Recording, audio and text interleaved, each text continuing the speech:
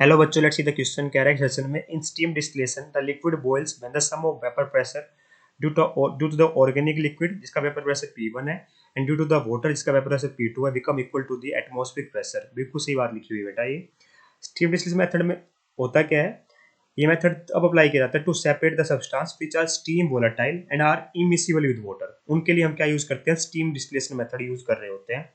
Steam distillation के अंदर क्या करता है बेटा, स्टीम ली जाती है एक स्टीम जनरेटर से जिसको पास किया जाता है हीटेड फ्लास्क के से, जिसके अंदर जो हमारा लिक्विड जिसको हमें डिस्टिल करना वो होता है। जो मिक्सर होता है स्टीम का और वोलेटाइल ऑर्गेनिक कंपाउंड का, उसको कंडेंस करके कलेक्ट कर लिया जाता है। ठीक है, जो कंपाउंड हमारा जो लेटर बनेगा बाद में बनेगा उसको सेपरेट कर लिया जाता है from water using A separating funnel. तब देखो स्टीम डिस्टिलेशन होगी, उसके अंदर लिक्विड होता है बॉयल तभी करता है जैसे मेरा ऑर्गेनिक कंपाउंड है, उसका वेपर प्रेशर क्या दे रखा है P1।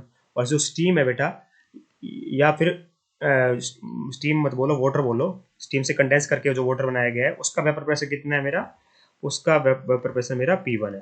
तो मैं आपको बता दूं कि जो लिक्विड होगा बेटा वो ऑयल तभी करेगा जब मेरा जो सम होगा वेपर प्रेशर का किसका, ऑर्गेनिक कंपाउंड का और वाटर का, वो किसके बराबर आ जाए, हमारे एटमॉस्फेरिक प्रेशर के बराबर आ जाए। किसके बराबर आ जाए, एटमॉस्फेरिक वेपर प्रेशर के बराबर आ जाए, तभी जाके क्या कर रहा होगा, एटमॉस्फेरिक वेपर प्रेशर के बराबर आ जाए तो मेरा बॉयल करेगा। ठीक है, तो अगर हमें पता है कि P1 क्या है, लोअर है P से। P1 मतलब ऑर्गेनिक कंपाउंड का वेपर प्रेशर, P मतलब एटमॉस्फेरिक वेपर प्रेशर है, लोअर है P से। इसलिए जो ऑर्गेनिक लिक्विड होता है वेपराइज करता है lower temperature than its boiling point. ठीक है, इस बात का अपने को ध्यान रखना है। आइए चेक करते हैं, मतलब इसका मतलब क्या हुआ, स्टेटमेंट 1 सेशन बिल्कुल सही लिखा हुआ है। जो तभी बॉइल करेगा जब P is equal to atmospheric pressure is equal to vapour pressure of organic compound plus vapour pressure of water हो जाए। रीजन कहता है कि P1 is lower than that P2, the organic liquid vaporise at lower temperature than the boiling point. P1 बेटा lower than P2 नहीं है, P1 lower than P है। ये स्टेटमेंट हमारी इनकरेक्ट लिखी हुई है, इसका मतलब फॉल्स है।